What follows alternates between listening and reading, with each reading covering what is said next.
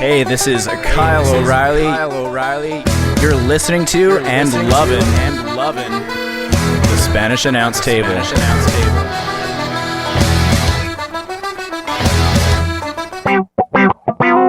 The Spanish Announce Table.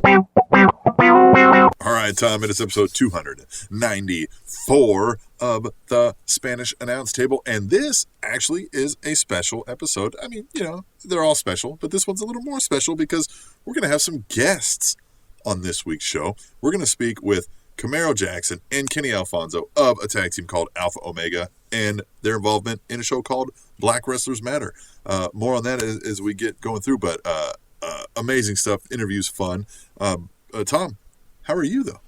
I'm doing great. As most longtime listeners know, we typically do our interviews before the show that you're hearing now, just because we want to be respectful of the talent's time.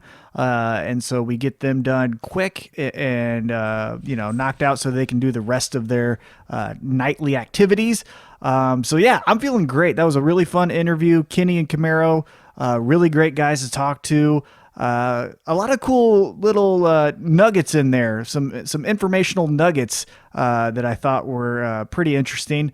Really cool to hear some of their favorite matches and influences as well, and also what this upcoming event means to them. It was really great to hear that as well. So stay tuned for that. But yeah, so going back to your question, I'm doing great, man. Feeling awesome. I always like when we kind of hit a home run with our interview, and I feel like we hit a home run with that one. And just enjoying, with air quotes, this Natty Light, as we have a beer sponsor of the week, 1 week delayed because it was our fault. So no Terramana, but I got that Natty Light thanks to the Ultimate One. Yeah, the Ultimate One is amazing, dude. He has amazing tastes, albeit they may not be in beer choices, unless I have a feeling this might have been a sarcastic pick. But well, and so that's how great of a guy he is. Even when he ribs you, you still are okay with it, right? Like, I dislike this salt water, but you know what, Ultimate One? I see you. Okay, I see you. All right. I do, yeah. I do see you as well. Seriously, though, the Ultimate One is an amazing human, as we've discussed, right? That I heard he smells of flowers and fresh rain. I don't know if you heard that, Tom. I have. He's the type of guy that you can go on a hunting trip with, and he'll accidentally shoot you in the face, and then you'll apologize to him. That's the type of guy he's the kind of guy. Yeah, he's the kind of guy that, like, if your computer's not working and you ask for some assistance, and all he does is turn it off and turn it back on, and it works, he doesn't give you shit about it. He's the type of guy that Ask Jeeves ask him a question. I heard that too. Yep. Yeah, I heard that too. So, more of us discussing how great the Ultimate One is, and if you too want to be a Slater Gator beer sponsor of the week, you can go to our website, SpanishAnnounceTable.net. There's a PayPal link up there, and you can donate to the show, and you just give us some money and say, "Hey, go buy this beer," and and if you got anything specific you want said or read, feel free to throw that in there, and otherwise we'll tell people how great you are, like the Ultimate One. Yeah, and so Tim, how have you been? So we got, I'm kind of still riding high off of a really fun interview. Outside of that, didn't do too much. But what about you, Tim? What were you up to in this past week? We were just doing more property work out here on the ranch, man. We had been neglecting mowing, and so I got a little swim trunk. My son, for those who don't know, that's what we call him here. Long story. That's what we call him on the Spanish Announce Table. Got him set up on the riding mower. I was like, "You're going to go mow this stuff." And he was like, "All right, cool." And then he comes in, he's like, "Hey, the mower's smoking." And I was like, "God, Jesus." Just keep going, boy. Push it. So, it's under warranty, so I got to call and get that sent. I think he busted a belt on it or something. So then I give him the push mower to mow the front and back, right? Oh, some of that. Christ. Are you serious, Tim? I've been to your house. That's right. Yeah, no, not the whole property, like right around the house. Okay, because you have a lot of land, and I was going to say, Jesus. Yeah, no, the whole thing. Just gave him that push mower and said, "Go get it done." Yeah. you start now, y'all be able to be done by sundown in a couple of weeks. No, so we were doing some of that, and then had our friend Clayton brought us over a new burn barrel that I got to figure out how to cut a top off of a 55-gallon drum, and I don't know how to do that, Tom. And it's got a little bit of remnants of some like antifreeze and stuff in it, so I don't know what I'm supposed to do with that. So, but we'll figure it out. That's what we do out here on the ranch. Is you got to figure things out, right? Yeah, figure it out. Don't look it up. Just no fact checks. Just figure it out. Just try to avoid sparking your liquid, you know? Hey, and if you do, you'll have a fun story for later, right? Like, Maybe other people will have the story. Right, exactly. What about you? Man, so it's been chaotic. I really feel like a skater that's on the verge of falling, and you see as their feet are just going in 1,500 directions right before they fall. I'm in that current state. I just feel like I have not been able to get my feet underneath me. Things continue to go and go and go. I can't keep up with anything. I think I'm still doing all right with things professionally and personally. But man, I am in the greatest need of like a short vacation just to get a deep breath. It's just been 100 miles a minute, even to the point where people at my job, because we were all working from home and doing meetings via Zoom and other types of virtual get-togethers and things like that. I've just been missing them. Like I can't go, and everyone's okay. They're like, "Yep, totally understand. We're just so backed up at work, at home." You were speaking of your kind of home renovations. We have to redo our basement. It keeps flooding if there's just like a couple sprinkles of rain, it feels like. So we got that. It's just one thing after another, and Christ almighty. That's where you're at right now. What's that? Right? You're in the basement right now, aren't you? You're in the basement right now, aren't you? No, I can't. So we've ripped up the entire basement. It's like we've moved the majority of our things from the basement to the garage because you just worked on that thing down there. Yeah, it looked great. I was so excited to show you what it looked like, and then it started flooding every other day, it felt like. And so we've moved everything from the basement to the garage, and we have people coming in tomorrow to look at what that will entail to fix, which will probably be a couple pretty pennies, and then just moving it on from there. Yep. Yeah. Yeah, that penny that you were going to get me for the 7-year anniversary never came, but you should just keep it now because you're going to need it. Yeah, I do. I need if you actually wanted to send me a penny, I wouldn't hate that. Yeah, I'll look around. Well, I'm not just talking to you. If you, the listener, want to send me money, I will accept it. This goes back to that Slater Gator beer sponsor of the week. If you don't like beer, don't want to give us beer, you just want to like donate money and be like, hey, give Tom a penny. Yeah. Hey, it's a 7-year anniversary. You give copper. We have provided you 7-ish years of straight content. So please donate a penny. We need them. I need them. We have given you 7 years of copper-plated quality podcasting. So, I mean, it fits. It does. It definitely does. It does. Hey, Tim, let's get into this interview then. We've, just been talking about how great it's been.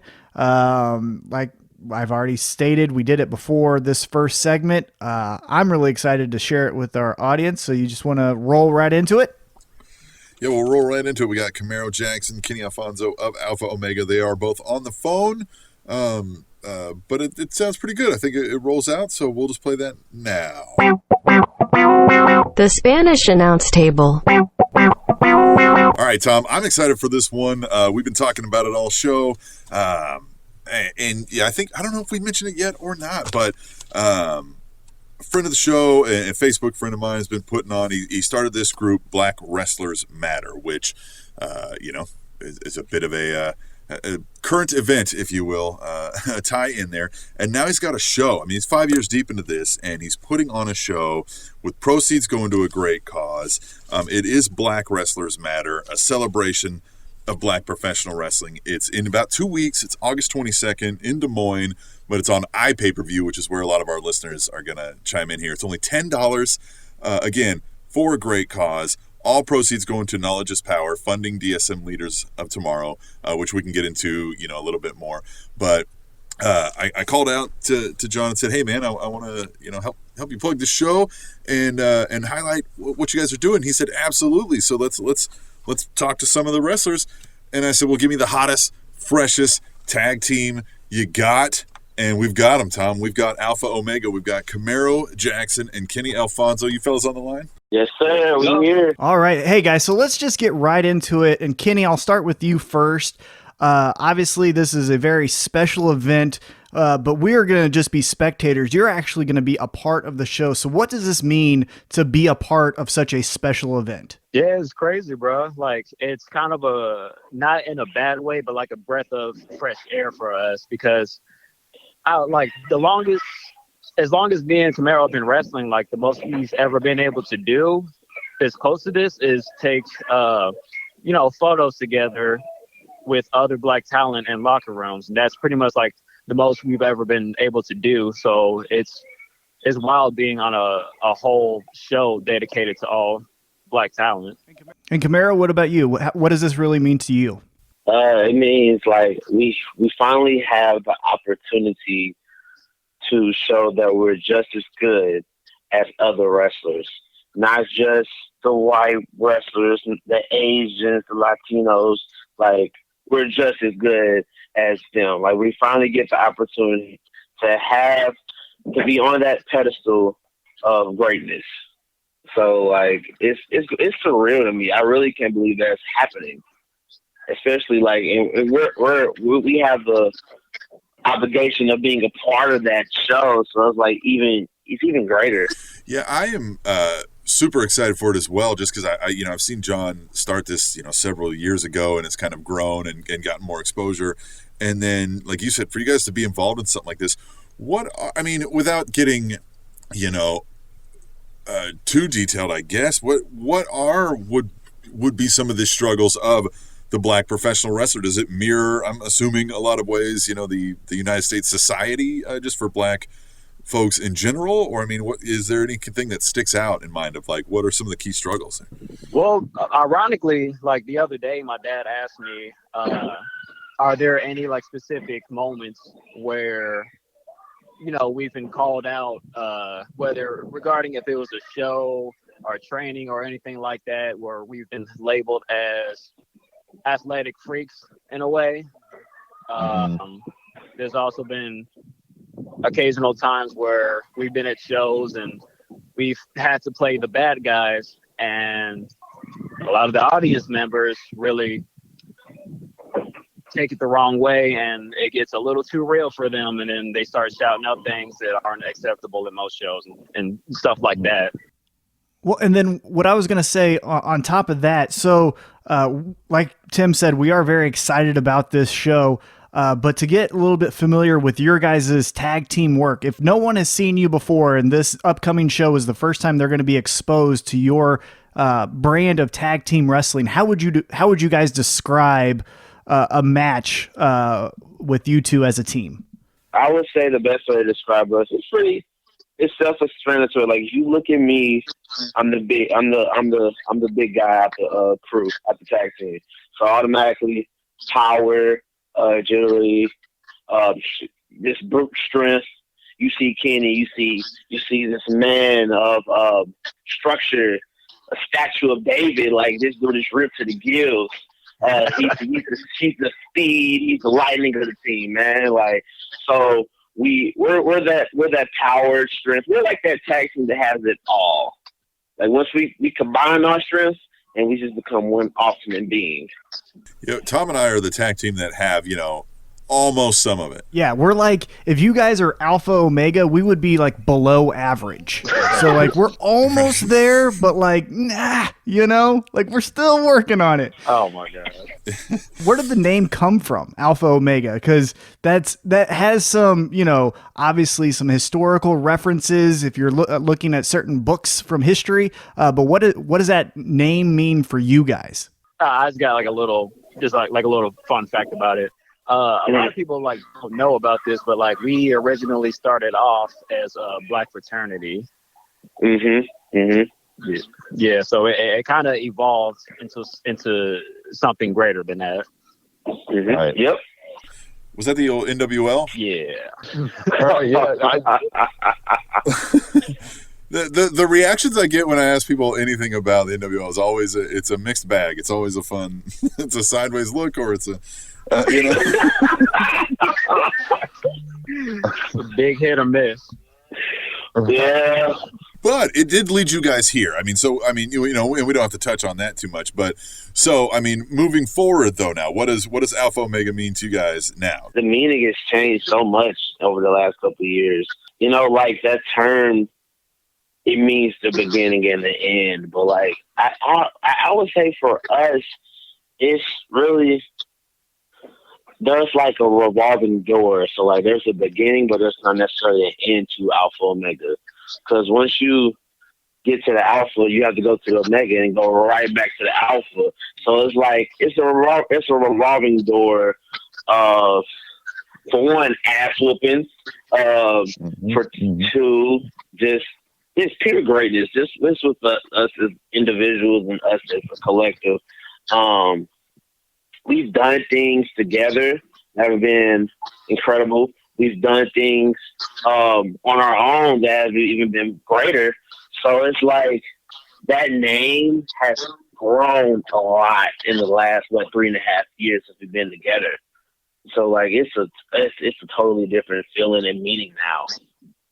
So now let's get into kind of the obvious elephant in the room. Right now, we're all being affected by COVID-19. Obviously, mass gatherings are being shut down all across the country. This show will most likely, and you guys can correct me if I'm wrong, this will be your first show since the lockdown. Is that correct? I believe this is going to be my second show. Okay. So how have you guys kept in shape? How have you guys, kept the ring rust off during this time of lockdown? Have you guys been watching your own matches back? Have you guys been influenced by, watching the WWE Network or YouTube? Listening to podcasts. Yeah, listening to our podcast, obviously. What has been keeping your time while we've kind of just been sitting in neutral for the last few months? I say studying footage is one of the easiest things, but also one of the most beneficial things you can do in a time like this. I mean, granted, home workouts and stuff like that suck, but we've been able to tough it out and get through it, at least because we care about staying in tip-top shape and not making those standards that we set for ourselves whenever we come back to wrestling. Let's talk about at this show coming up. At the Black Wrestlers Matter, you're taking on a team with technical difficulties. I'm going to be honest. I don't know these guys, man. Are you guys going to beat these guys up or what's going on? Listen, man, I'm going to throw these boys around like they're cats in the trash can. I'm going to whoop that. I'm going to whoop that ass. Look, let me tell you about these two, man. Like, no one knows who they are, and that's fair because they're young dudes. They're just really starting to get their feet wet. And this is a big opportunity for them. Like, this is their first real opportunity outside their home turf, which is the Harley Race Wrestling Academy. So they have the chance to finally show who they are and what Harley showed them, what Harley taught them. So it's going to be very interesting to see them on a stage that's bigger than what they're used to.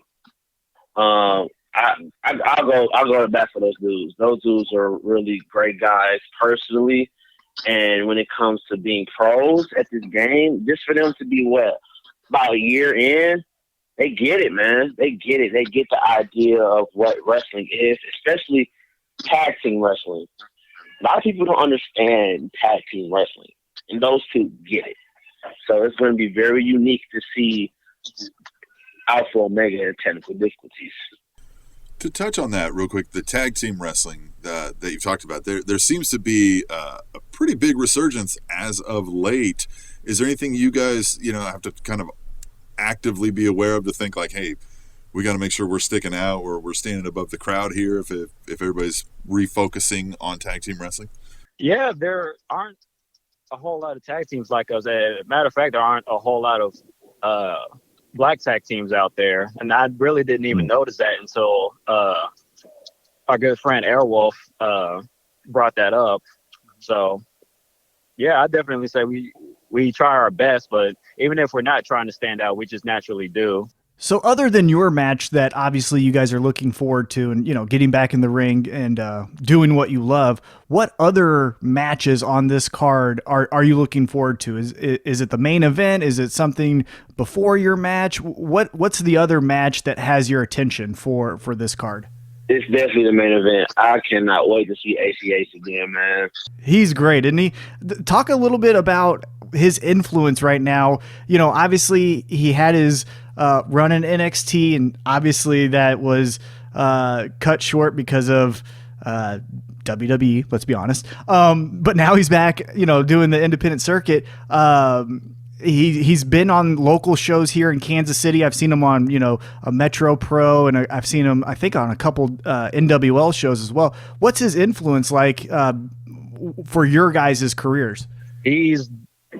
Everybody has like their own like opinion about him, especially with only seeing what he's about online. But if you get to know him, he's genuinely one of the nicest people I've ever met, and he's actually gone out of his way to try to help get me booked on shows I have trouble getting booked on and stuff like that. And just his like swagger, man. Like the way he carries himself. Like he's not the traditional black wrestler you'll see on TV. He's himself. You know what I mean? Mm-hmm. He's himself, and that's like it blew my mind. Like when I really just truly looked at him, I'm like, he's just him. He's him in that ring. He ain't nobody else. I'm like, okay, that's what we need to be every time. When we in that ring, we need to be us. Like us to the 1,000th power. That's all it is, man. And it was a different feel, especially just being around him, man. He just has the energy. He makes you want to do something. That's great. So, you mentioned something that we've kind of hit on here before in our show is that we talked about the best wrestlers are always that, the phrase is, they take their own personality and they crank it up to 11, or like you said, the 1,000th power. And you've said you guys actively do that. That's kind of how you do it. So is it hard to turn that off? You find yourself like going to the grocery store and whipping out a promo on somebody because they're in the way? I mean, like, is that, do you just live the life, or what's up? I don't think I ever turned mine off, man. What you see on TV is what you get with Camaro.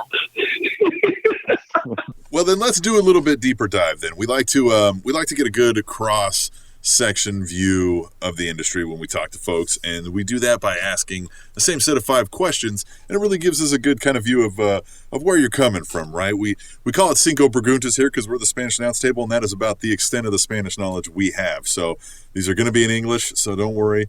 And we'll start, and each of you can kind of answer this. These aren't rapid fire. Feel free to expand on your answer. Give us a reason as to why, and we can kind of take turns, go back and forth. But so we'll start here with Camaro. The first question we have is, who's your favorite wrestler of all time? Eddie Guerrero. Ooh, Eddie, huh? All right. Eddie is a big Tom. That was one of your favorites, isn't it?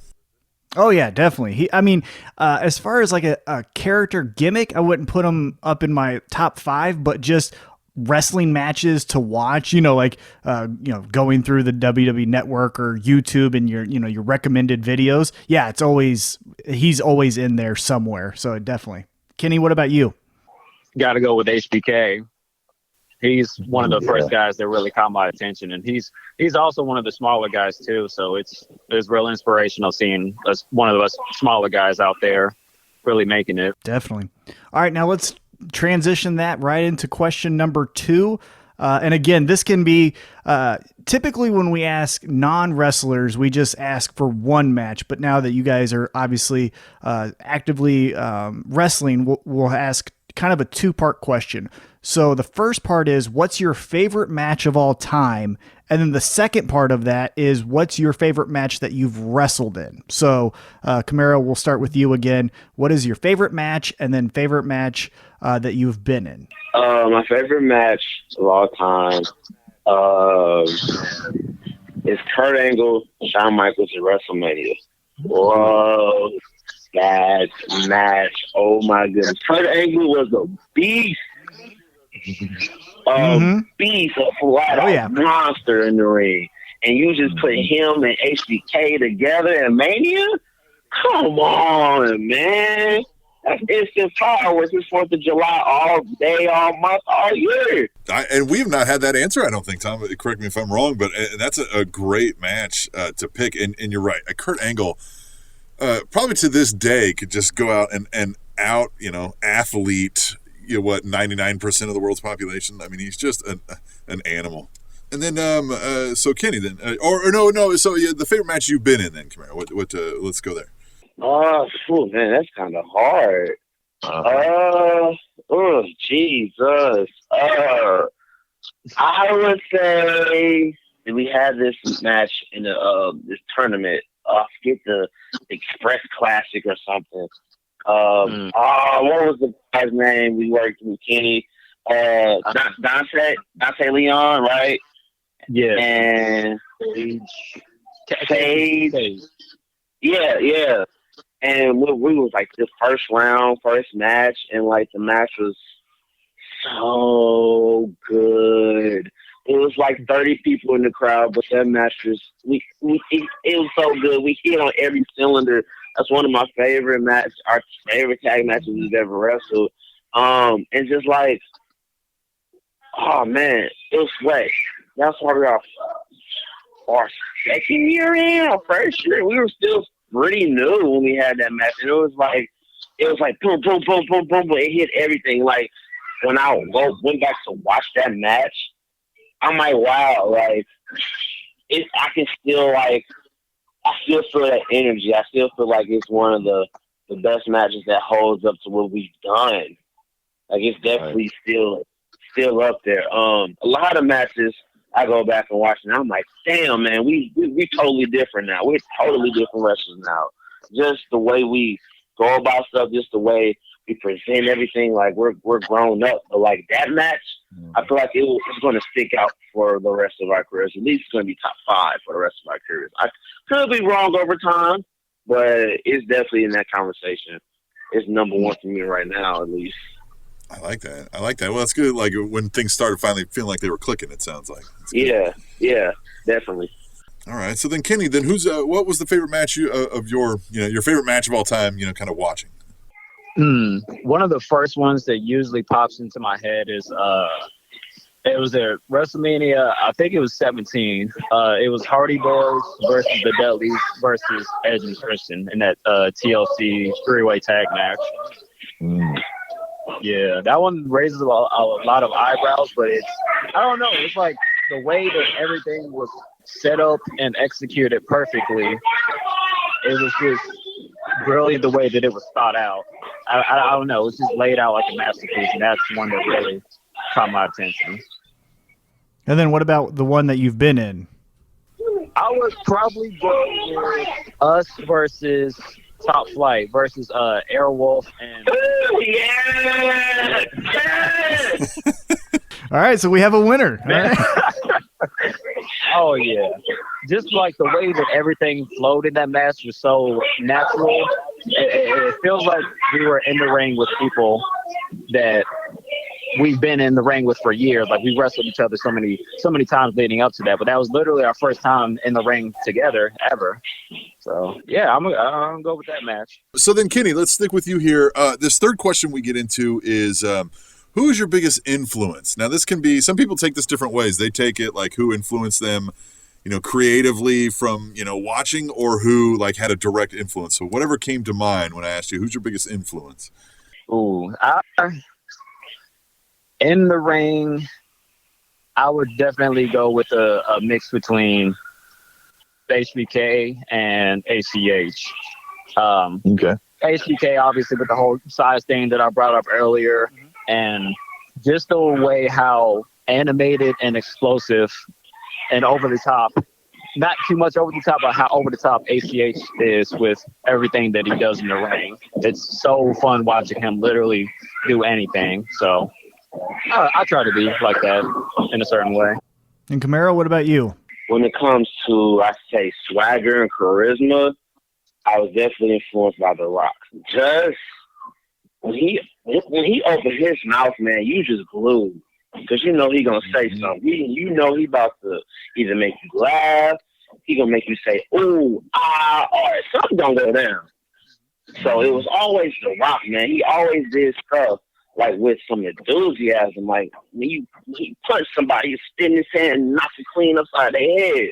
Like it was always that he was confident. When he walked, he was confident. Especially when he was Hollywood Rock. That's my favorite version of The Rock. 2003 version. That 2003 version. Yes, yeah. with the black vest, the leather pants, the shades. He just walking to the ring, taking his vest like, "What's up? I'm here. This man $1 million out of Hollywood, Scorpion King. What's up?" Yeah. So that was the guy. Then Triple H, man. People sleep on Triple H, but Triple H's ding ring stuff is a lot of it is really good. He's always when you watch Triple H, it's always the little stuff, man. It's always his emotions, his expressions, his body language. It's always something detailed with Triple H that I've always liked and I always thought was unique. And also, he has some pretty cool promos. You get a little long-winded sometimes, but solid promo guy too. And of course, a great heel. With Triple H, I was always impressed with his timing. Like in the match, you never got a whole lot of these, too often where like, I got to stand here and wait for the guy to finish setting himself up on the top rope. And, you know what I mean? Like it always kind of flowed very believably. And you're right. The promos just, you would come away going like, I think he's really going to kill that man. Yes. All right, let's get into question number 4. Now we're going to get a little weird. These next two, I'm going to be honest with you guys, going to get a little weird. So we're going to start off on the weird train, going a little slow. And then question 5, we're really going to hit a left turn on you guys. But let's go with question 4. My question 4 is going to be, what is your favorite term in pro wrestling? And what we mean here is, skin the cat, kayfabe, things like that. A pro wrestling term. What is your favorite one that comes to mind? And either one of you guys can start. I'll say like my favorite one to say, just to say for fun, is "lock up with me." I don't know. That's like, I don't know. Me and I get that. Yeah. a lot of us boys joke around and just do stuff like that randomly at times. We could be like at a store or just hanging out in public and we'll go "lock up with me." I don't know where. I don't know. That's just the one that came to my head. So whenever a wrestler's putting himself over or bragging about some shit, I'm like, shut the fuck up, you fucking mark. You fucking mark. I can say that to any and everybody. Not even wrestlers. I call everybody a mark. I call my kids marks. I'm like, you guys are all a bunch of marks, okay? There's a bunch of little marks. They're just like, Dad, what are you talking about? I'm like, whatever, man. Get out of my face. I love that. That's the best. Be like, you wouldn't know, would you? That's the best. You call your kids a mark. Hold on real quick though. Wait a minute. Let me clarify something because I just want to make neither one of your kids is named Mark though, correct? No. Okay. All right. So this fifth one is, it's not even really a question. I don't know why we say it's a question. It's not really a question. It's a hypothetical situation. We're going to put you guys on the spot. We're going to be a little honest here. It's going to be creatively. So if you guys need to, butt heads, figure this one out, or kind of each one take a stab at it. What we're going to do is we're going to pretend that we're in a creative meeting right now. It's the 4 of us, and we're booking you guys like for a long-term storyline here to the top, to whatever you want this to be, right? This is the top of Mania or AEW's, All In or whatever, whatever your dream thing is here, right? We're booking you 2 over against us here, Tim and Tom here, right? You got to give us the storyline though. That's up to you. So who's the heel, who's face in this scenario? That's up to you. Okay.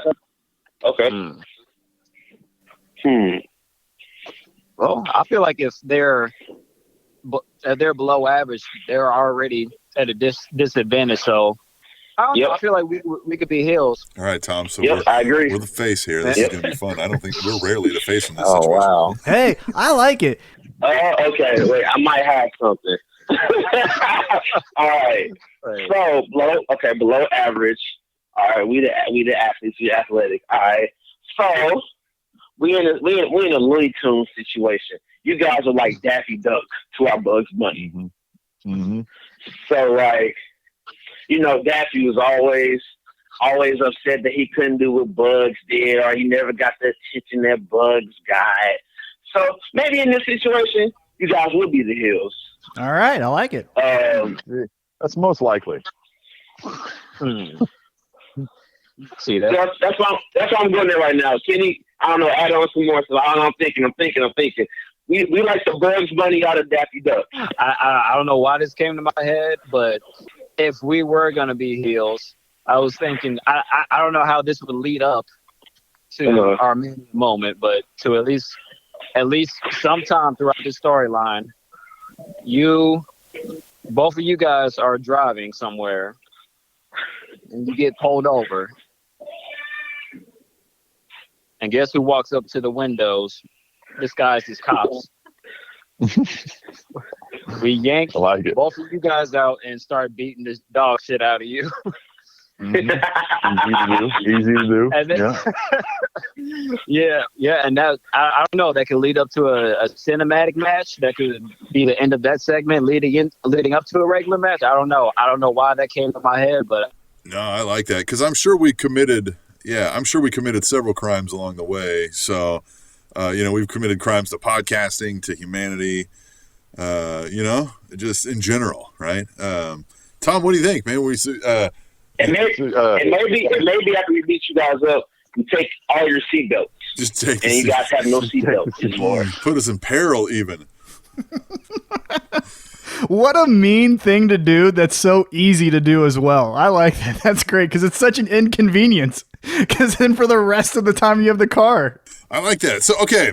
So let's hit these plugs again. We got Black Wrestlers Matter, a celebration of Black professional wrestling, and this is a big deal. I mean, this is a huge thing. I mean, we discussed it and then we kind of got further into, but I mean that is a big deal. This is giving a lot of folks a lot of chance and opportunities and highlights that they may otherwise not have gotten, as you guys alluded to earlier. That's August 2nd in Des Moines on IPPV at blackwrestlersmatter.com. Only $10.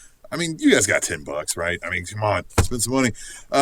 So anything you guys want to wrap up with that stuff? You guys got time want to plug your own Twitters, any kind of things like that too? Like any kind of summary of what this stuff means to you, any of that?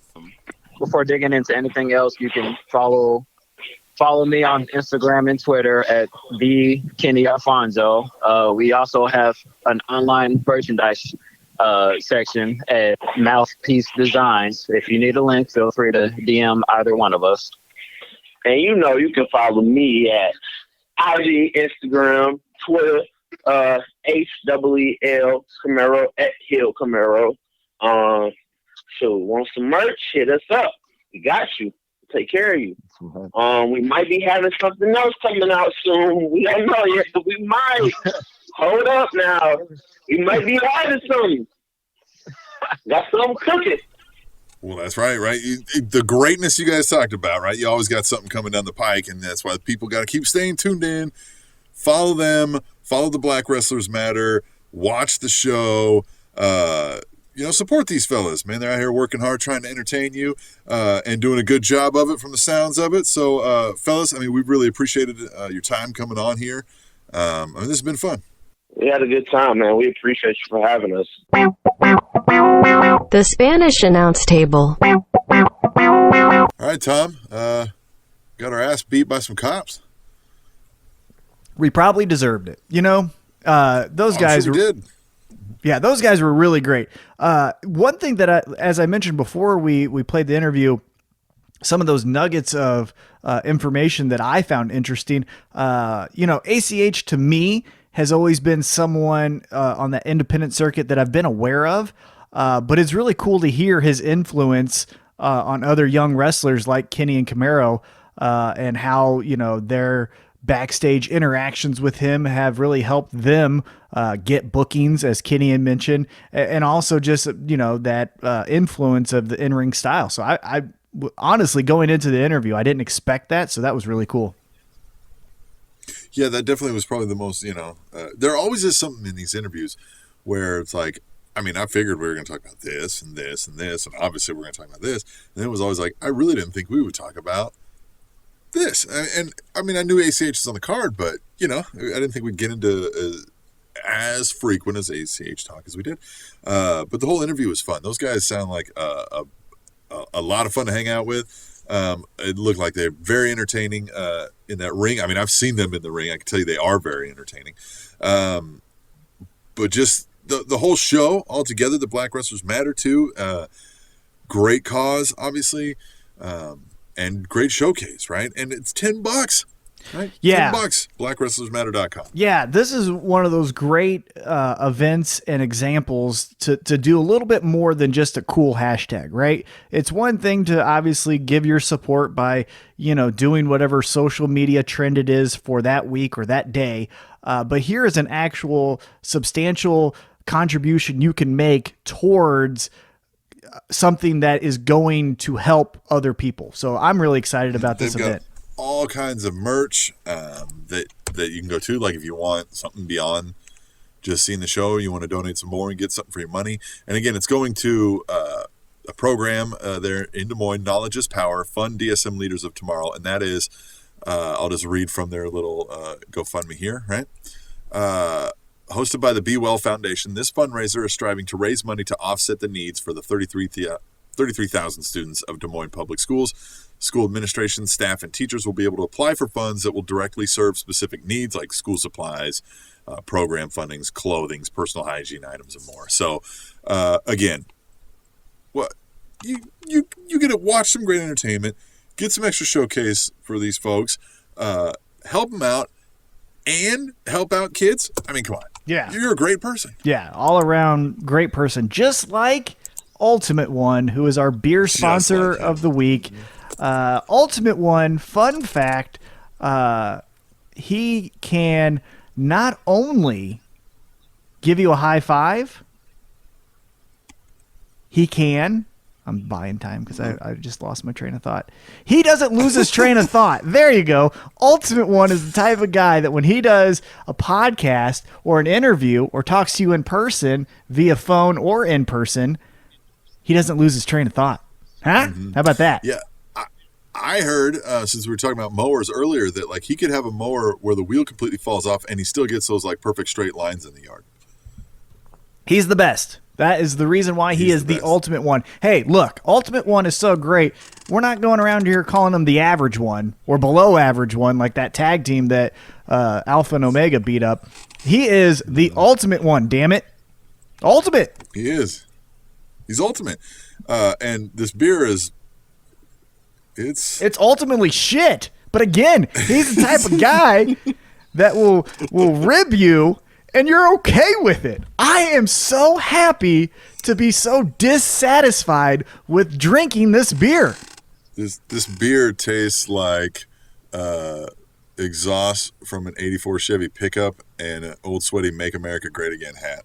Oh, this beer tastes like using Internet Explorer in 2020. Not every site loads, but you're okay with it. Yeah, it works. All right, so Tom, what a fun week of wrestling, besides us having a fun interview, us having some beer and praising the Ultimate One. Let's get into it, huh? Yeah, so we'll kind of share our thoughts towards the end of, I think, let's be honest, the biggest news story of the week, and that's Raw Underground. So we'll get into that in a little bit later. But as we always do, we're going to talk about AEW Dynamite. That is our favorite show still. So we skew more towards that. And so let's get into a quick recap of AEW Dynamite. So Tim, it started off right off the jump. And I love how they do this.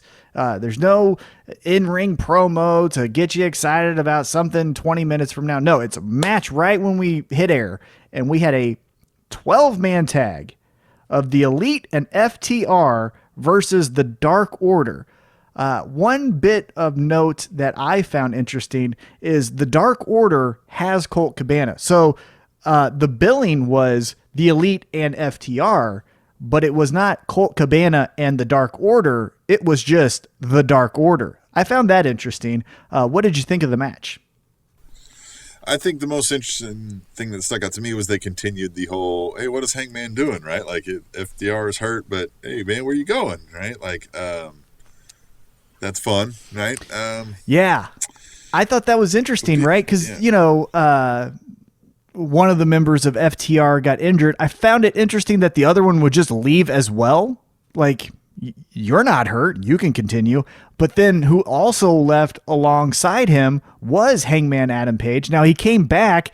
I enjoyed the little subtlety of him and Brody Lee still having some type of beef, or it feels like maybe Brody Lee has some type of information or inclination that he knows something more about Hangman Adam Page. But the match itself, man, it was just a Daytona 500 car wreck the entire time. There was just big move after big move after big move. It was a circus on steroids sometimes.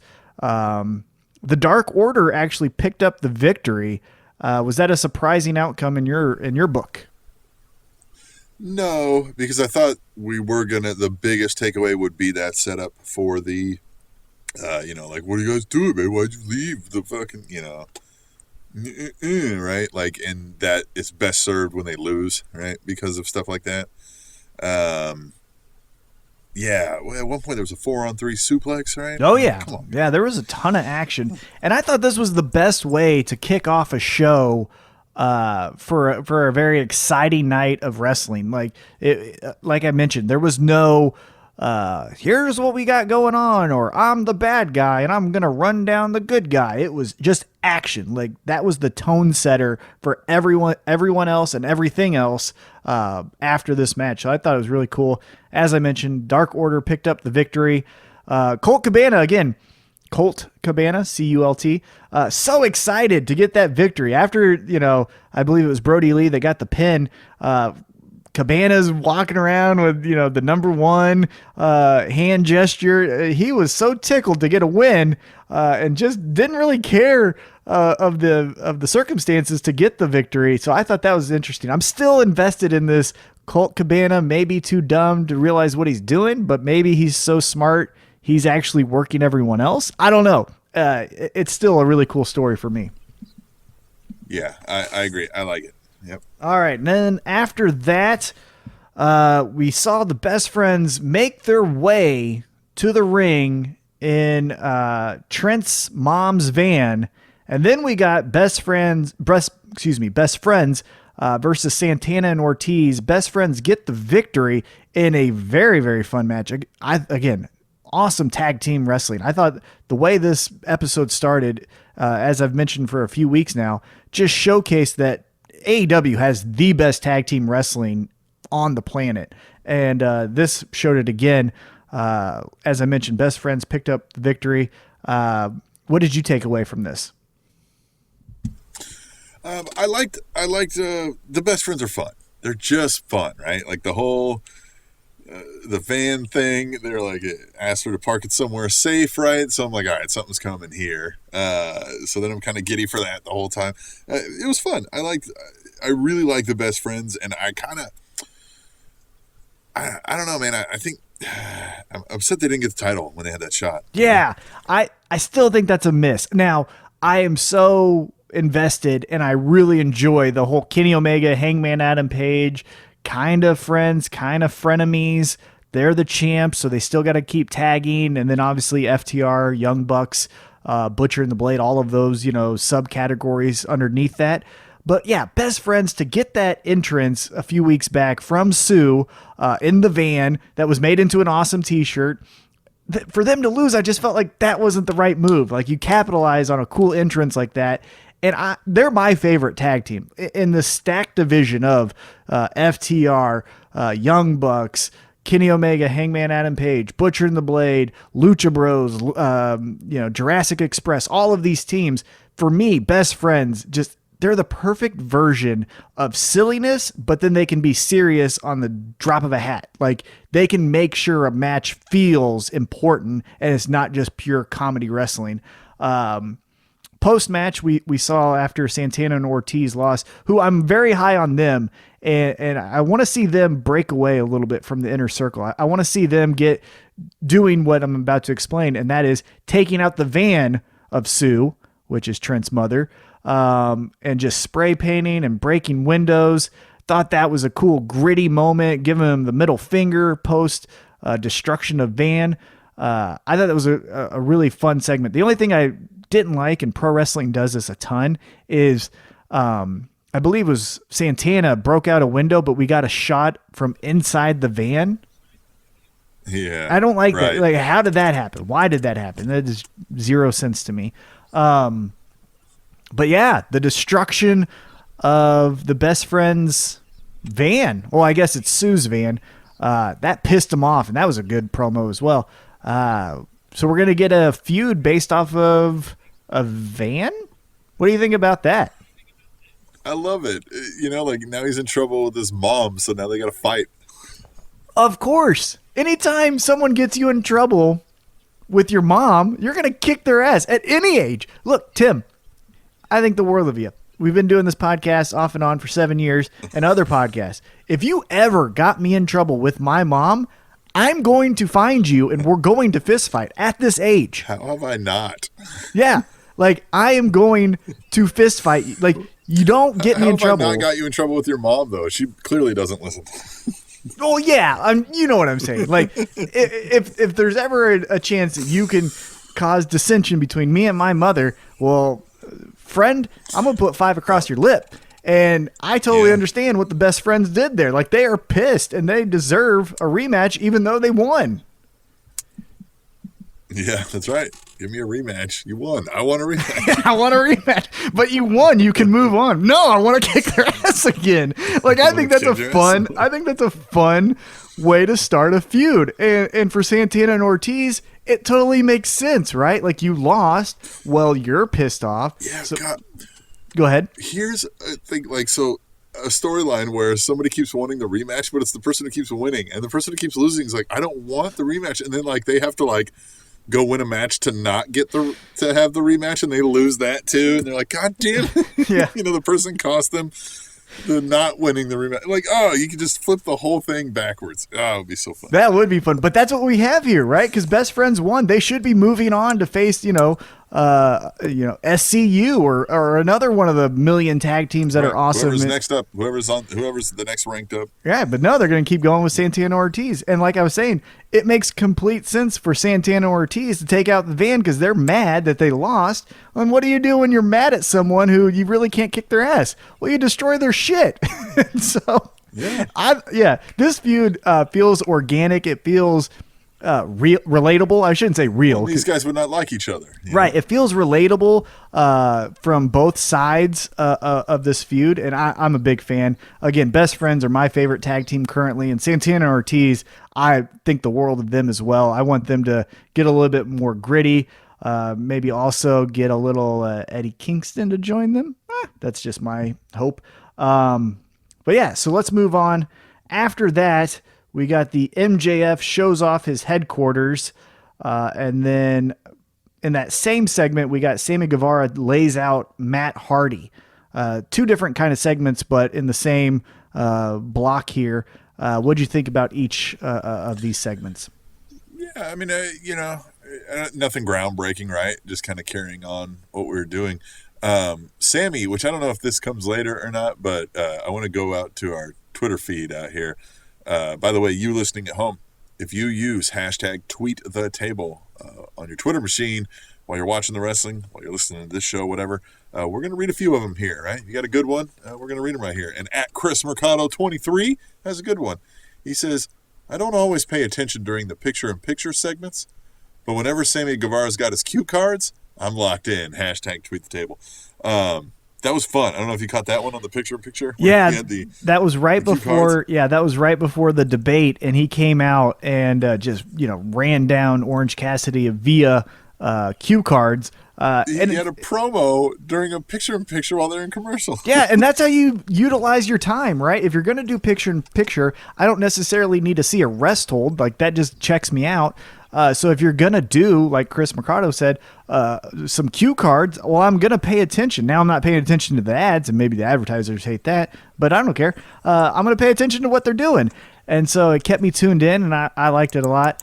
Going back to this segment. I like that he's back, Sammy Guevara. Oh, yeah. Now, again, I completely support the reason why he left, and I 1,000,000% think that that was the right call.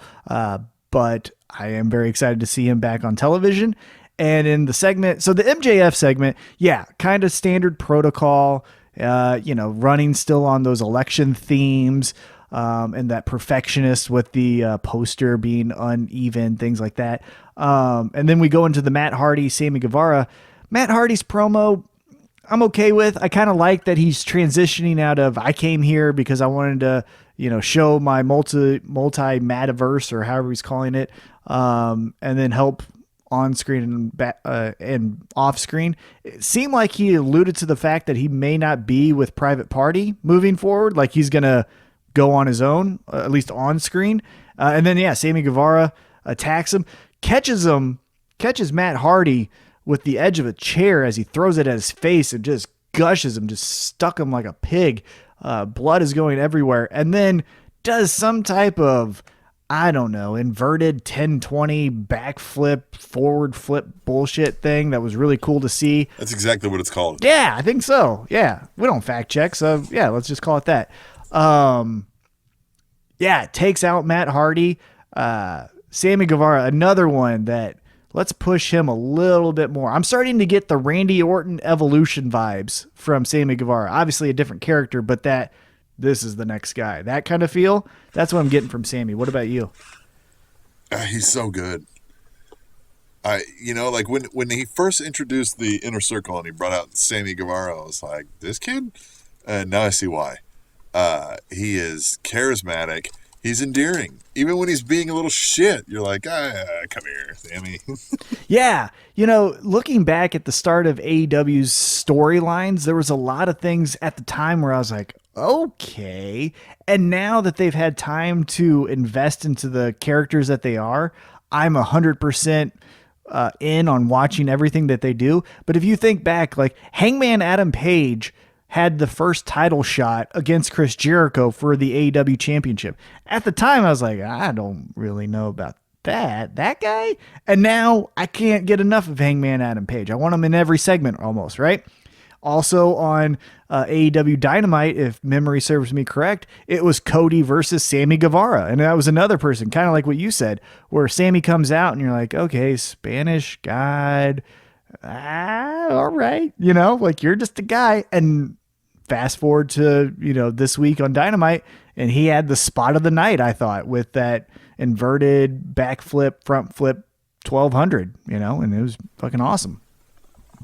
Yeah. 100%. All right, let's keep going. After those segments that were in the same block, we had a tag team match of the Dark Order versus Cody and Matt Cardona. Now, this was a good one. I thought this was, a good way to establish Matt Cardona, get his moveset in and get the hot tag, things like that. And then it keeps Cody in rotation without doing the open challenge. What'd you think of this? I thought it was good. I'm going to need more from Matt Cardona. Cardona? Cardona. Cardona. Mm-hmm. I'm going to need more from Matt Cardona if we're going to make Matt Cardona a big thing, right? Like, he's just Zack Ryder is all I see out there. Yeah, and for me, the Zack Ryder hype train, all of that sailed. That's a boat reference. Yeah. But that's I don't have any beef, with the character of Zack Ryder, or now we're calling Matt Cardona. Same thing. It's fine, but I don't. Again, where's Joey Janela? I want to see Joey Janela. Where's if he was coming out with some new, whole new demeanor or whole new, it's still and I don't mean this in a bad way, but he's a nerd. He's a likable nerd, right? Oh yeah, he's a nerd. Yeah, the thing that I feel like he's known for now in 2020 isn't the Internet Wrestling Championship that he created on his YouTube channel 10 years ago. It's that he has a bunch of toys.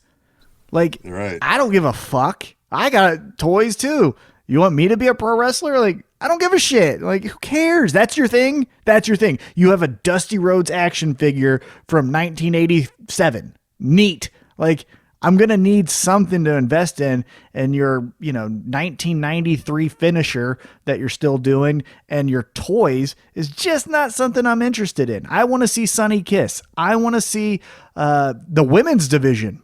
Let's talk about that for a little bit. They gave, I think, 7 minutes on this episode of Dynamite to the women's division. What? Right? Like, we gave a segment to Matt Cardona that does his Blockbuster or Radio Silence, whatever he's calling. And again, I'm not hating on him, but he has to do something that stands out when other people are doing things that are way more interesting. All right, so yeah, they pick up the victory. Post-match, we see Scorpio Sky approach Cody, looks at the TNT Championship. So next week we get Scorpio Sky versus Cody for that TNT Championship. Also, if you watched AEW Dark, Scorpio Sky essentially said, I'm tired of being the man on AEW Dark. My ceiling is higher than this. I'm picking up victories left and right, and now it's time for me to make a name for myself. As I've said since I feel like I saw him in AEW, Scorpio Sky is the man, right? Like, Scorpio Sky needs to be in the title picture, whether that's TNT or Heavyweight Championship. He's money. I want to see a Scorpio Sky title reign. So I'm very excited about this match next week. I did catch that on Dark, and I was like, oh, Tom's going to love this. And yeah, he made good on it, coming out on Dynamite, right? Giving Cody the old, the look at me. I'm looking at you. Let's do this.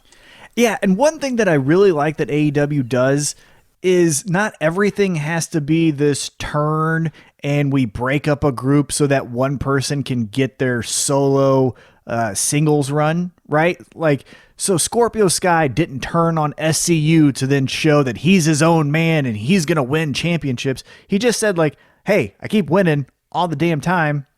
I know I'm fucking good, so let me show you how good I am. And I like that. It doesn't always have to be, oh, do you remember that, Christopher Daniels got super kicked by Scorpio Sky? No, we moved on, right? Like, they're still friends, but they can also do things separate from each other. So I applaud AEW on that, and to a certain degree WWE, because they're doing that currently with Big E. So I like that. That's a good trend in pro wrestling that I'm seeing. All right, after this, we get the debate. Orange Cassidy versus Chris Jericho. I guess it's a versus. I don't know how you say that in a debate. But with a special moderator. That moderator was Eric Bischoff. So let's get into it. What did you think of Eric Bischoff as the moderator? And then what did you think of the debate?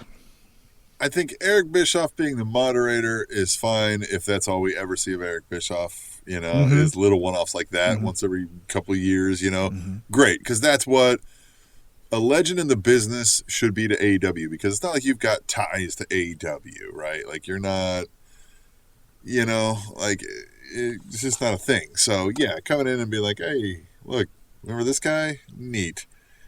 Yeah, it's like when they had that, like, Legends, what did they have at WWE? Remember they used to have those fucking, like, legends that would hang around? Oh, yeah, they would just have the legends come out and say, hey, this is, the Blackjacks, or this is whatever it is, Sergeant Slaughter. Like, yeah. They would just be backstage all show talking to folks and, like, in the segments. Yeah.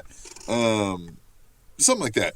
I liked the debate through the rest of it. I like that Orange Cassidy never said nothing until that the climate change thing, and then just rattled off that whole thing. My line of the thing actually involved Bischoff when he was like, I haven't liked you for 22 years. And he's like, it's 24 and I know exactly how you feel. Yeah. That's great. I thought that was perfect. That was a great cap to this segment. I thought Bischoff was to what you said, to back up your point.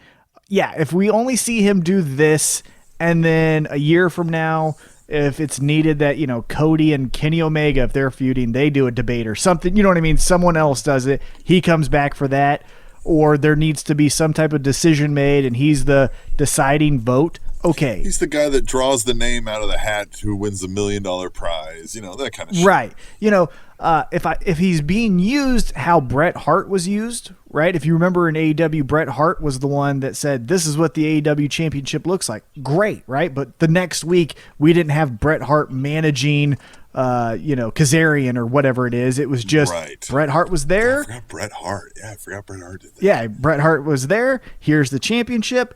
Bret Hart is gone. That DDP ring that fell flat.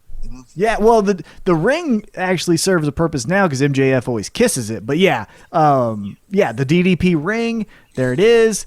It serves its purpose. DDP is not, tagging with QT Marshall, although he might. But you know what I'm getting at. Like, if that's they how flirted with that with DDP, but they didn't do it. Right. And so if Eric Bischoff is used in that capacity, I 1,000,000% am behind this and I like it. But in 2 weeks, if it's Eric Bischoff now is the general manager of AEW, then get the fuck out of here. Like, I just do not want that. Because, look, Jim Ross actually did pretty good this week. I will say that. In comparison to other performances he's had, this was below average, which is a compliment. But the first thing he said about Eric Bischoff was 83 weeks. And it's like, guys, that was fucking 22 years ago. Like, people have been conceived and now are drunk watching this in the time that he last had a good idea. Yeah. Yeah, there's whole people who don't know anything about that. Right. Like, and so there's kids who watch wrestling who like know, they've heard of the NWO, but they don't really know what it was, what its storyline was. They mildly know who some of the players might have been, but like they don't know. Yeah, to them, a legend is MVP, not Eric Bischoff, right? Like, MVP is being used on Raw in the correct capacity. If we were to, reintroduce Eric Bischoff, it's like, guys, let's stop beating this dead horse. Anyhow, the debate, I thought it was really fun. I thought it was great how Orange Cassidy, no-sold the first two questions, and then that random global warming or sea levels rising. Yeah, and here's the great thing about that answer is I don't know if that's true. I feel like it's true. Wow, right? Like, that's what I thought was a great answer about it. And then I kind of liked the last answer that Orange Cassidy gave, where he's like, I see what you did here. You booked a talking segment with a guy who doesn't talk. Like, so he acknowledges his, I don't know if it's a shortcoming, but his gimmick, And it was a really cool, he showed some good fire, had that 1980s, I'm going to, beat your ass kind of thing. And then Jake Hager fucked him up. Yeah, he did. He just freaking just ran through him. Yeah. And I liked how at the very end, Jake Hager put Orange Cassidy's hands in his own pockets and then threw him to Chris Jericho, who hit the Judas effect. Like, I thought that was a cool way to, like, give him a good FU. What was really cool is Jericho was like, I'm going to kick the shit out of you next week. He's like, and you know what? I'm going to kick the shit out of you right now. Hager, get him. Hager, kick his ass. What a heel move. Yeah. Jericho's segments are just gold. Obviously he's getting up there in age, so his matches are kind of suffering because of that. Everything he says always is like, I mean, it's got so many levels, like we just discussed, right? Like, there's just these little things that, like, you don't even notice it in the whole until you go back and you're like, oh, wait a minute, he said this. Yeah. He said that. Yeah, it was great. So after that debate, we had a quick women's match, Big Swole versus Reba, in air quotes, because obviously it's Rebel, but Britt Baker just decides to not learn her name. A squash match, for the most part. Big Swole gets the victory. That furthers the storyline between, Britt Baker and Big Swole. As I mentioned, I think as I'm going through this card, that was the only women's representation in the entire night. Now, we had some big matches, right? That 12-man, and then later on in the main event, a heavyweight championship match. But still, this is where Matt Cardona can go on AEW Dark, and he makes his in-ring debut. All right, let's go to YouTube for that. And you can move one of those tournament matches to your television show, right? So Big Swole gets a victory. I'm still liking this storyline. Dr. Britt Baker is still one of my favorites. What did you think? Yes, Britt Baker's awesome. It's interesting that not only are they doing the person's hurt, so we're going to find a way to get them segments to keep them fresh, but also they're building a feud while they're doing it. It's not just mildly wasting time and being funny. Like, we're waiting for the moment for Baker to be cleared so she can get her ass beat. Right. So that's fun. They are having that women's tag team title tournament, so I'm wondering if that's why on Dynamite we didn't get. But still, you could have done something. You could have had the winners from that first night come out and cut a promo. I just felt like the women needed a little bit more representation. As I mentioned, there's plenty of contenders. I think the women's division, as far as characters, is pretty rich and pretty solid. But as far as representation, some weeks they get 2 to 3 segments, and then like this week they got 7 minutes. It was still great. I still thought that this was one of the better women's segments in all of pro wrestling for television, right? Like, I would put that up against anything that Sasha and Bayley cut as a promo or anything like that. It's just, let's give them a little bit more, right? We have Vicky Guerrero. Let's have her cut a promo. She's annoying in a good way, Yeah, that we didn't see Nyla Rose, right? Like, that's a hot thing, right? Like, they're losing some steam on that. Like the Vicky Guerrero. Yeah, I mean, Nyla reveal. Rose with the Funkadactyl lost in their first match.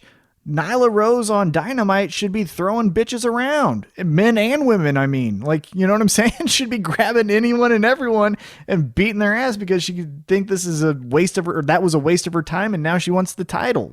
So we could have done some more, is what I'm saying. But I guess it's a good thing, right? Like, the worst thing to say is, man, how Monday Night Raw can be some nights, like, we got another hour. Like, Dynamite always feels like we could have done so much more. We could have added, X, Y, and Z. So there's worse things in the world is what I'm getting at. All right, now we get to the main event, the AEW World Championship match. Champion Jon Moxley defending his title against the Enigma, the 2020 version of Jeff Hardy, in my opinion, Darby Allin. This was a knockdown, drag out fight. This was a match. Yeah. They put on a hell of a show. And, man, these folks love them some Darby Allin, man. They're putting this kid over.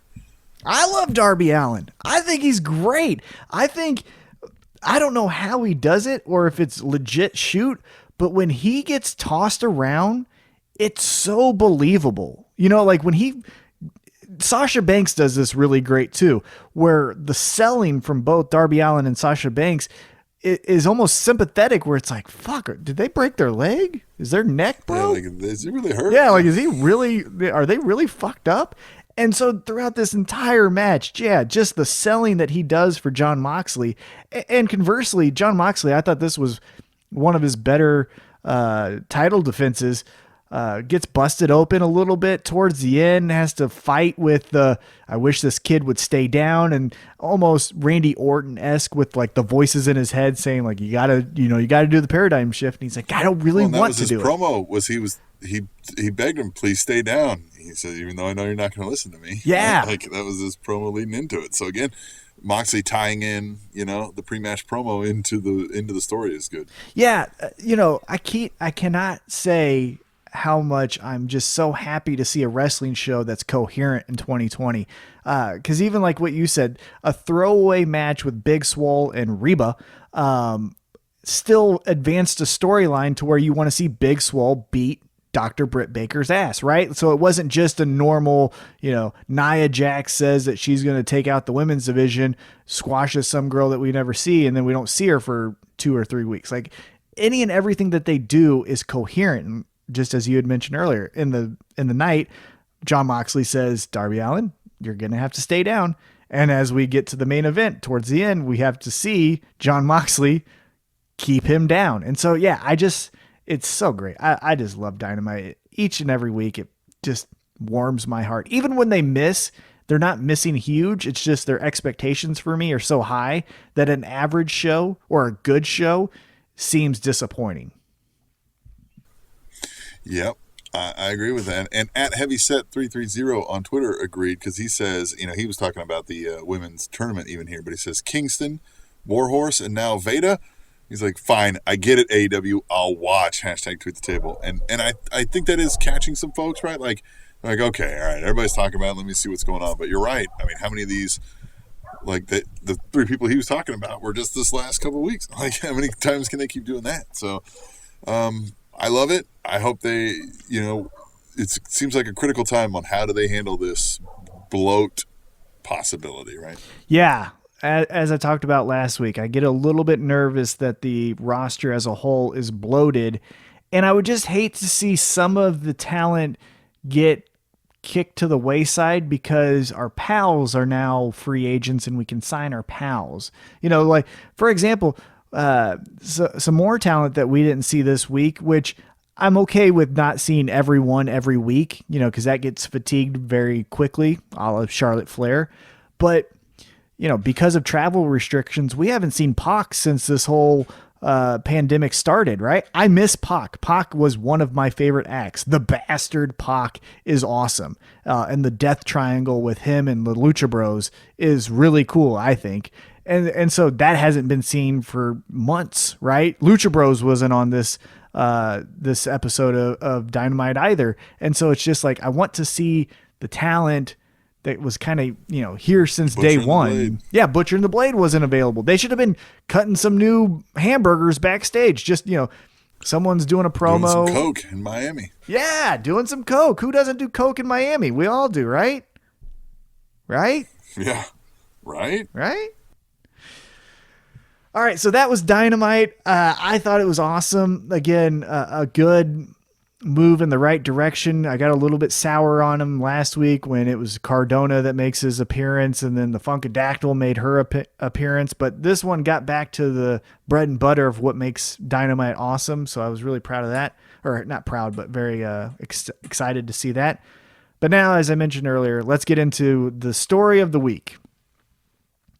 Monday Night Raw threw 10 pounds of shit up against the wall and saw what stuck.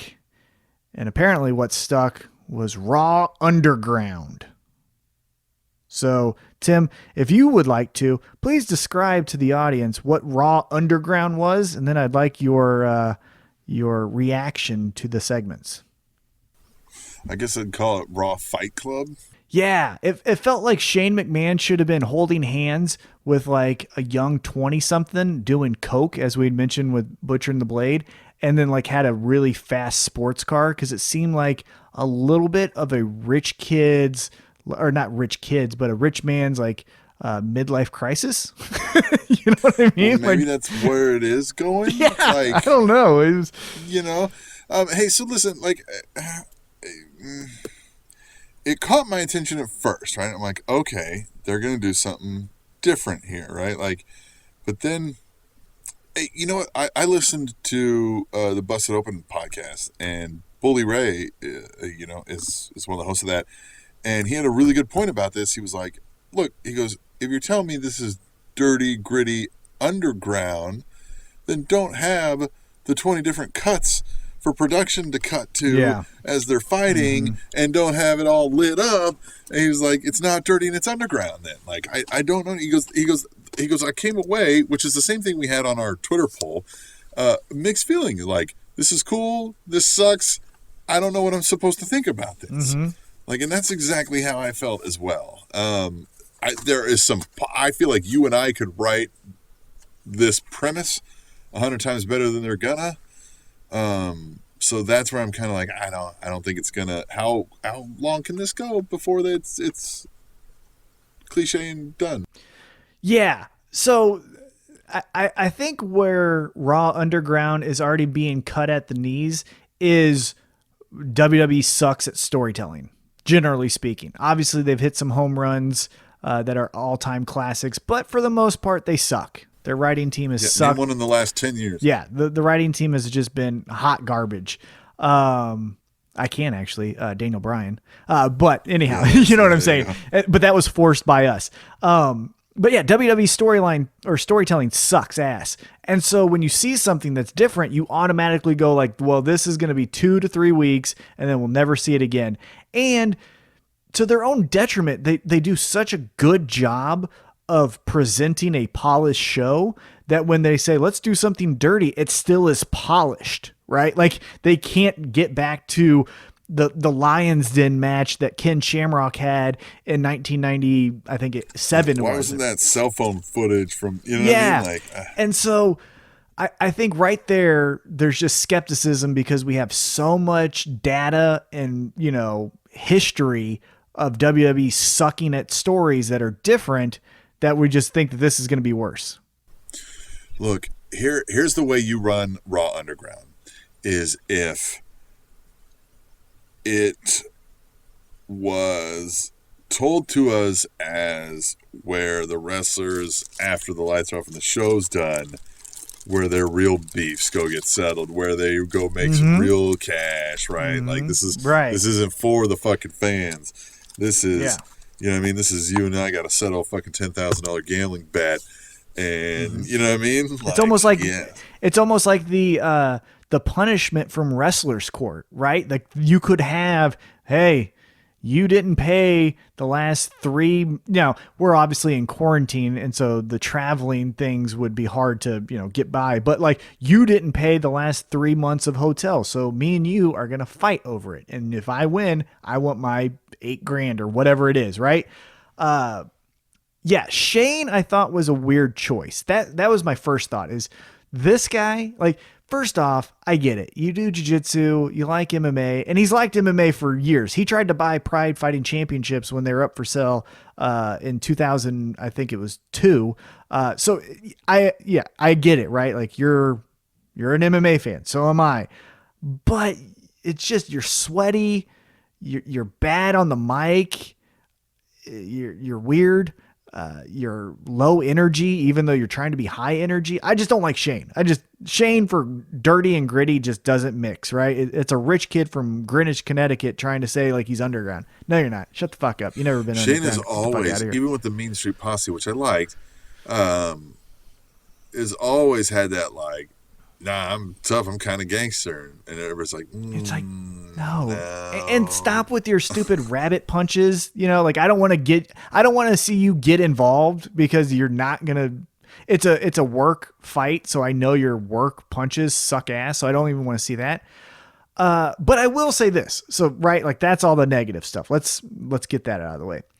I did like some elements though, right? Like, so this was the first time in my book, because I really didn't pay attention to him in NXT, where the Viking Raiders look like badasses, right? Like, I forget the bald one. I forget his name, but he got in there and fucked up some jobber. And I was like, well, goddamn, look at this guy, right? Dolph Ziggler, Mr. Hollywood, obviously we know his real pedigree, gets in there, beats some ass, right? And then the what are they called? Is it the Hurt Business? Yeah, the Hurt Business gets in there. Bobby Lashley looks like he legitimately wanted to kill someone for a split second. When was the last time you saw... Yeah. And then Shelton Benjamin, when was the last time you saw a legitimate badass version of Shelton Benjamin? Yeah, it did wonders for that team. I will give you that, right? Yeah. Yeah. And so going forward, what I hope this doesn't become is just... Baba Tunde, I forget what his new name is, but in NXT, he was Baba Tunde. He was in Evolve a couple times too. That's how I actually became aware of him. Not to like, I watch indie wrestling, but just telling you what's up. But I just don't want this to be for 3 weeks, we got to get someone new over. So Baba Tunde, you're just going to take out jobbers in Raw Underground for a month. And it's like, well, you could have just done that in matches, right? So I don't want it just to be WWE guys beat nameless, faceless people.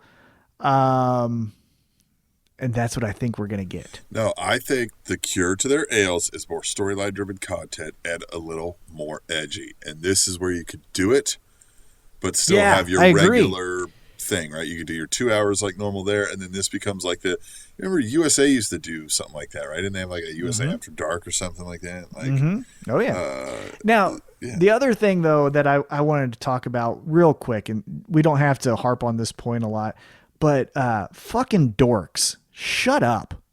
Like you fucking dorks that I see online. Well, I don't like to see women dancing. They fucking like to dance. What do you have against strippers and go-go dancers? You assholes. Back to the Bully Ray that I was listening to, he kind of pointed out, he's like, you know what, it did kind of feel out of place, at least for what that was. Like, it was the only thing that was just kind of like, oh, there's girls there too. You know, he's like, but he was like, if anything, you know, he's like, yeah, it didn't really take away from anything. Well, my point is, they're trying to recreate, and there's a million different themes you could pick from, right? One of them was Fight Club. Another one was Bloodsport. Another one I thought you kind of got with the loud music and the women was Blade, right? Go watch any of those old Blade movies from the 90s and women are, Roadhouse. And guess what? In Blade and Roadhouse and all those, bar movies, guess what happens? Women dance. So like these fucking, I don't know, social justice warriors who are like, women dancing, I don't care to see that. It's like, well, you know why? It's because you're a wuss. Because when shit gets real, you can't hack it. So you want everything kept at a C level or, a comfortable level for you. And like when real shit happens, fucking get out of here because you can't handle it. Let's discuss what would happen in a bar like this. Like, let's say there's a bar where they're having, unsanctioned fights going on in the corner. You've got alpha males in there. In real life, if you go to a place like this, there will be women dancing out there. Because that's what I'm getting at. They're feeling the groove. They're having a few. They start dancing. Guys get that. They do less dancing. They do more fighting. Yes, so and again...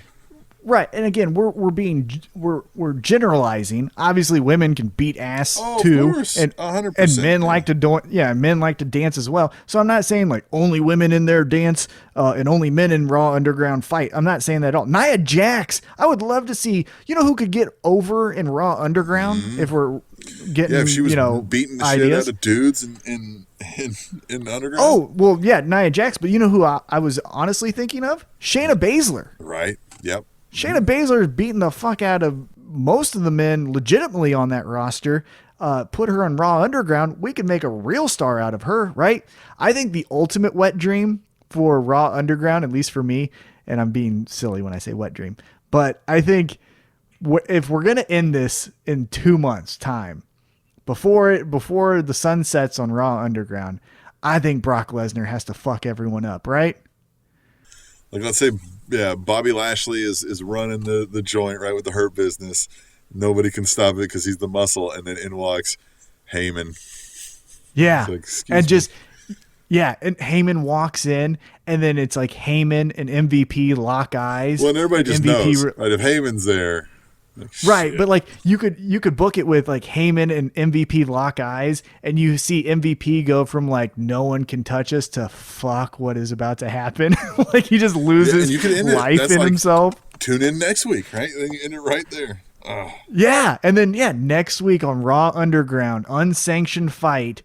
You could even say the ref doesn't even need to be in there.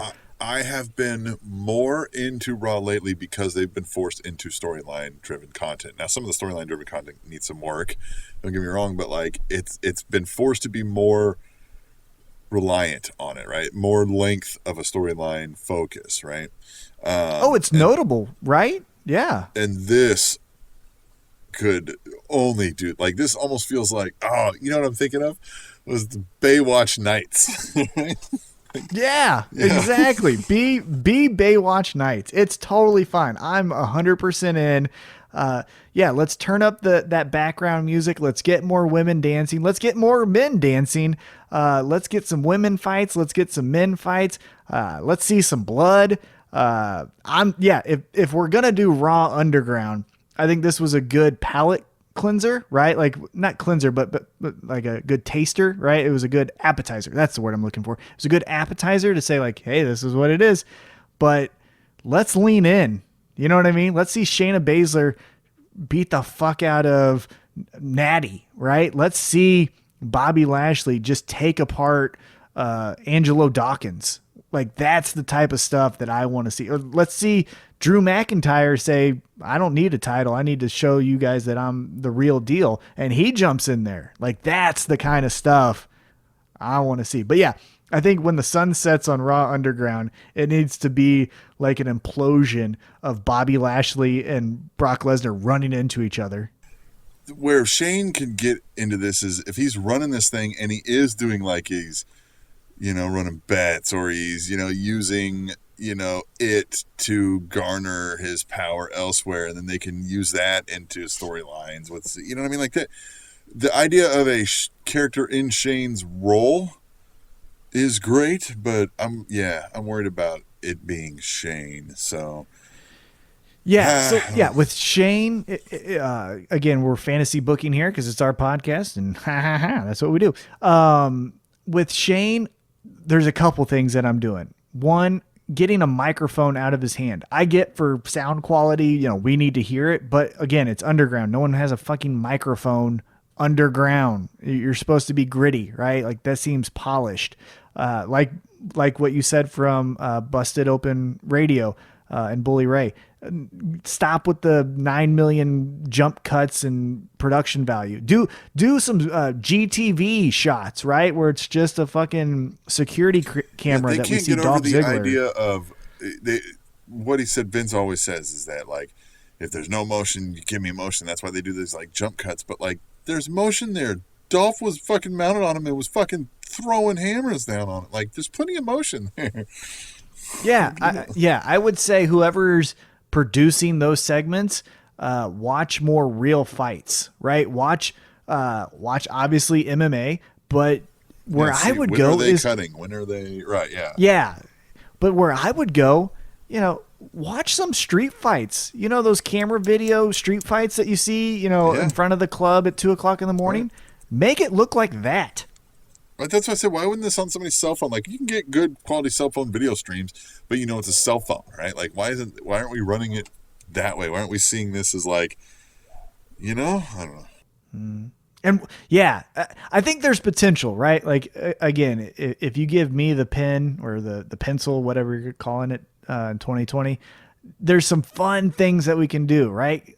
Going back to that street fight element, right? If we were in there, and Tim, you're getting your ass kicked by, let's just say, I don't know, but Shelton Benjamin, right? I'm jumping in there. I'm going to hit him. Like, so let's get a little bit more street fight element to it where it's like, hey, why the hell did he jump in? Well, I don't know, but my friend's going to jump in now because he jumped in. And then we get some separation and security has to get involved. And then we get back to the two participants that were initially fighting. Like, that's some stuff that we can add to this Raw Underground. Because again, if you're going to just take off ropes and have a fun, light, who the fuck cares? So let's get gritty. Let's get gritty. I agree. Hey, man. Well, God, this was fun, huh? We don't got nothing else to talk about, right? We had a great interview. Oh, no, we got plenty of stuff to talk about, Tim. I got 2 more topics. What are you talking about? We're doing an extra large version of Spanish Announce Table. 2 more topics I wanted to get your opinion on because, all right, so one, it's the rest of Raw, right? So I said they threw up 10 pounds of shit and saw what stuck. The 2 other notable segments were this mysterious faction that apparently has a name, but I'm not sure because they didn't say it on TV, that were flickering with the lights and then they burned a box. What did you think of that? Yeah, what is that? Initially, I thought that was like being involved with the Raw Underground, but it's not, right? So that's I don't know. Who and right. What, Right. Yeah. So kind of TBD on that, to be determined for those who don't know shorthand. I saw somebody post like they were like, hey, you should check out Raw. They pretend to have technical difficulties all night. Like, guys, come on. Yeah. Yeah. And then it just happened to be that this mass group of guys or girls burned some boxes. Okay. Why would I care? I don't know. That seemed a little odd, but again, maybe some potential. Some more rapid fire topics that I wanted your opinion on, Tim. After that, on Monday Night Raw, we saw one of the members from the Street Profits get poisoned. Now, we don't know exactly who poisoned him. We think maybe it was Zelina Vega's crew. Obviously, Bianca Belair thought that. What did you think of that? Interesting. I mean, that's full soap opera, right? And again, that's way better, in my opinion, for pro wrestling than 50-50 booking, right? Yes. It's way better than, Well, now the girls outside smacked each other. So next week we get a match between Bianca Belair and Zelina Vega. Well, why? Like, I'd rather see some poison or something. Like that's a little bit more interesting. Poison is great. And then my last topic I wanted to bring up on Friday Night SmackDown, a show that we rarely talk about because it's so bad, had somewhat of an interesting finish as Bray Wyatt, as The Fiend, gave the mandible claw to Alexa Bliss. Yeah, this is interesting because where's Braun? Like, is he dead? Like, it's... Well, and there again, kind of going back to the best friends and Santana and Ortiz, The Fiend won. Yeah, right. Like, why is he still doing it? Why are you still picking on Braun? I understand that was a non-title match and, Braun is still champion. So maybe that's the whole reasoning behind this. But like, now you're just kicking a man while he's down. Apparently he's still drowning in a swamp. And then you're going to pick on his BFF and, obviously it was alluded to in the swamp match, secret lover. Right. Yeah. So it's like you're punching down, Fiend. Like you need to go after someone who's not in a swamp he's right a now. fiend, man, he's not, not one to listen. But to I thought that was interesting, right? Especially in WWE, we rarely see a man, get violent with a woman. I think the last time we saw it was Randy Orton giving an RKO to Nia Jax in the Rumble. But that's after she was in there already beating the shit out of dudes, right? So right. So I thought this was really interesting. I thought the segment was shot really well. I thought Alexa Bliss did great at showing how scared she was, where she was like shaking her head, knowing what was going to happen, and then it happens. I thought that was really cool. I'm really actually interested now, reinvested into the Fiend Braun Strowman storyline. I agree. And it's that simple. Like, your acting can be bad, your plot can be basic, but you just got to hit the right, like, we don't know what happened because you haven't told us yet. Draw it out, pause it at the right moments, then do something we weren't expecting, over here, but still fits, you know what I mean? Like, with the characters, like, that's it. It shouldn't be this difficult of a concept, right? And it's being played out really well here. Yeah, I give WWE a kudos this week for at least trying something, right? Like, as I mentioned, we never talk about SmackDown. And not because, like, oh, I don't like SmackDown. It's just shit. Like, it's really bad, And so for them to do something noteworthy as Bray Wyatt takes out Alexa Bliss, and then Monday Night Raw and all of that chaotic nonsense, it shows potential. It shows effort. It shows we're still trying to keep you as a viewer. And that's, I think that for me, at least, that's the only thing I'm asking for. Don't just say Matt Riddle versus, Baron Corbin, just because Baron Corbin doesn't like that he wears, or that he's barefoot and doesn't wear shoes. It's like, what? No, that's it. Like, that's stupid. Even on NXT, which we hadn't talked about, but Pat McAfee punts Adam Cole to end the show. That's pretty cool, right? But the storyline is really dumb. We're essentially doing Baron Corbin and Shorty G, except it's Pat McAfee and Adam Cole, where Pat McAfee just calls him Little. Yeah, that was interesting. Are they're gonna have Pat wrestle here? I guess is where they're headed. Oh yeah, they'll have him at NXT Takeover in a couple weeks, and Pat McAfee's tried matches in the past. He obviously has a big platform with his podcast, and you know how WWE is. I mean, they had Kevin Federline on an episode of Raw, so like of course they would have Pat McAfee wrestle. But I just don't like the Mayweather wrestle the Big Show. Right, but I just don't like the story. He's small. Okay, why aren't you picking on Rey Mysterio then? Like, what the hell is your beef with small people? That's just such a Vince thing, and it was sad to see an NXT of Vince storyline. Now, the way it was shot and produced was pretty cool, but yeah, it just felt, Yeah. Those moments of like the holy shit, this isn't supposed to be happening, right? Like, this is suddenly happening over here, even though the match is going on. Works better in this COVID scenario where there isn't 15,000 people in the stands. For whatever reason, it just feels more real, right? You get more of the like, hey, what the fuck? Like, you get a lot of that. Yeah. Yeah, it fits well. Well, and I like that because Adam Cole went over to the commentary desk and was like, "I can hear you. You know that, right? Right, Like, yeah. I'm ringside, but I can hear what you're saying." And I thought, like, okay, so this is a good way to get into it, right? It wasn't that Adam Cole got pushed into Pat McAfee, and now all of a sudden, because you touched me, we have fisticuffs. It's like, no. Pat McAfee was running him down the entire time, and eventually Adam Cole was just like, "Hey, bitch, like, I'm going to fuck you up," And so I like you said, in this COVID era, you can hear what commentary is saying and things like that. So it makes sense that he would walk over there. Also, I think it's interesting. Undisputed Era is their baby faces now. Yeah. That's kind of a weird turn, right? Like maybe that's the next era of the Undisputed Era is the babyface run from all these guys, which I think would be unexpected. Well, they're kind of like the NXT's version of the Four Horsemen, right? I mean, yeah, there was times that the Four Horsemen were babyface, especially when later in their careers, the NWO was around. But yeah, so maybe this is what we see from Undisputed Era as they all go babyface. Could be interesting. no, it's good. Yeah, I like the end of NXT and yeah, Raw Underground is we'll see. But again, it's potential. Like Right. it's this positive impatient that I've been preaching for what. years now. I have not been like, I can't wait to see Raw next week like this in a long time. Now, this Agreed. isn't like, I can't wait to see it because I know it's going to be good. I can't wait to see it because maybe it'll be good. Yeah, man.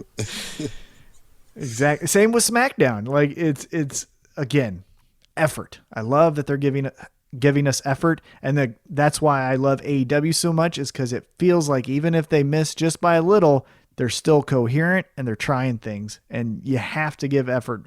A round of applause during this time period when everything makes zero sense. And so, kudos to everyone in the world of pro wrestling this week, specifically WWE and AEW for trying new things.